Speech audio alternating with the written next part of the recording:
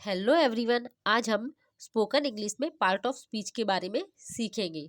Part of speech के 8 प्रकार हैं। 1. नाउन, जिसे हम हिंदी में संज्ञा कहते हैं। 2. प्रोनाउन, जिसे हम हिंदी में सर्वनाम कहते हैं। 3. एडजेक्टिव, जिसे हम हिंदी में विशेषण कहते हैं। 4. वर्ब, जिसे हम हिंदी में क्रिया कहते हैं। 5. एडवर्ब, जिसे हम हिंदी में क्रिया विशेषण कहते हैं। 6. प्रपोजिशन, जिसे हम हिंदी में पूर्व सर्ग या संबंध सूचक कहते हैं। 7. कंजक्शन, जिसे हम हिंदी में संयोजक या समुच्चय बोधक कहते हैं। 8. इंटरजेक्शन, जिसे हम हिंदी में विस्मयादि बोधक कहते हैं।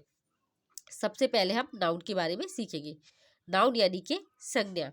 नाउन का मतलब वह शब्द जो किसी व्यक्ति, स्थान या वस्तु के नाम का बोध कराता है, उसे संज्ञा यानी कि नाउन कहते हैं।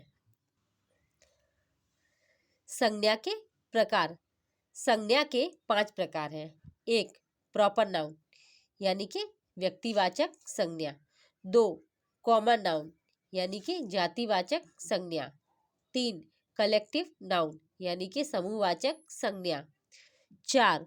मटीरियल नाउन यानी कि द्रव्यवाचक संज्ञा। 5. एब्स्ट्रैक्ट नाउन यानी कि भाववाचक संज्ञा। सबसे पहले हम प्रॉपर नाउन के बारे में सीखेंगे। प्रॉपर नाउन यानी कि व्यक्तिवाचक संज्ञा वह संज्ञा जिसमें किसी खास व्यक्ति, स्थान या वस्तु के नाम का बोध होता है, उसे व्यक्तिवाचक संज्ञा कहते हैं। जैसे कि राम, राम एक व्यक्ति का नाम है। गीता एक लड़की का नाम है। संडे यानी कि रविवार,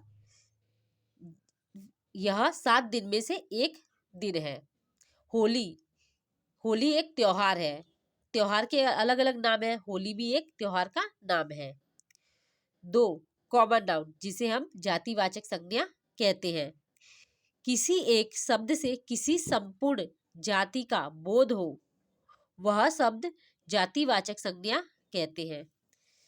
जैसे कि काऊ यानी कि गाय, बुक यानी किताब, गर्ल यानी कि लड़की, टेबल यानी कि मेज। जातिवाचक संज्ञा यानी कि हमें एक ही शब्द से उसकी पूरी जाति का नाम पता चलता है ना, तो उसे हम कॉमन नाउन कहते हैं। 3.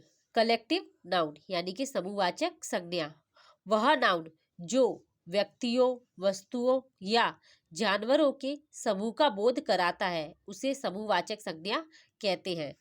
जैसे कि क्राउड यानी कि भीड़, क्राउड यानी कि भीड़, भीड़ में बहुत सारे लोग होते हैं यानी कि व्यक्ति का समूह होता है। बंच यानी कि गुच्छा, कमिटी यानी कि समिति, टीम यानी कि दल। हमें पता है कि टीम में एक से ज्यादा लोग होते हैं, मतलब कि व्यक्तियों का समूह होता है। 4. मटीरियल नाउन यानी कि द्रव्यवाचक संज्ञा वह नाउन जिसे मापा या तौला जा सकता है किंतु गिनती नहीं किया जा सके, उसे द्रव्यवाचक संज्ञा कहते हैं। वाटर यानी कि पानी, वुड यानी कि लकड़ी, गोल्ड यानी कि सोना, ऑयल यानी कि तेल, फ्लोर यानी कि आटा, पल्स यानी कि दाल, व्हीट यानी कि गेहूं। हम इन सभी चीजों को माप सकते हैं, तौल सकते हैं, लेकिन इनकी गिनती नहीं कर सकते। जैसे कि 1, 2, 3 ऐसे करके नहीं गिन सकते। 5. एब्स्ट्रैक्ट नाउन यानी कि भाववाचक संज्ञा वह नाउन जिससे अवस्था, गुण या कार्य का बोध होता है, उसे भाववाचक संज्ञा कहते हैं। जैसे कि गुडनेस यानी कि अच्छाई, ऑनेस्टी यानी कि ईमानदारी, विजडम यानी कि बुद्धि, ट्रूथ यानी कि सच्चाई, ब्यूटी यानी कि सुंदरता, लव यानी कि प्यार, ग्रेटनेस यानी कि महानता।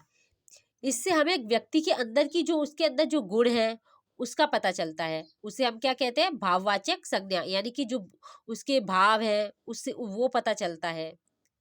जैसे कि ईमानदारी, ईमानदारी कोई नाम नहीं है, लेकिन व्यक्ति के अंदर का भाव है कि वो ईमानदार है। अच्छाई, वो व्यक्ति अच्छा है, तो इसे हम क्या कहते हैं? भाववाचक संज्ञा कहते हैं। Thank you everyone.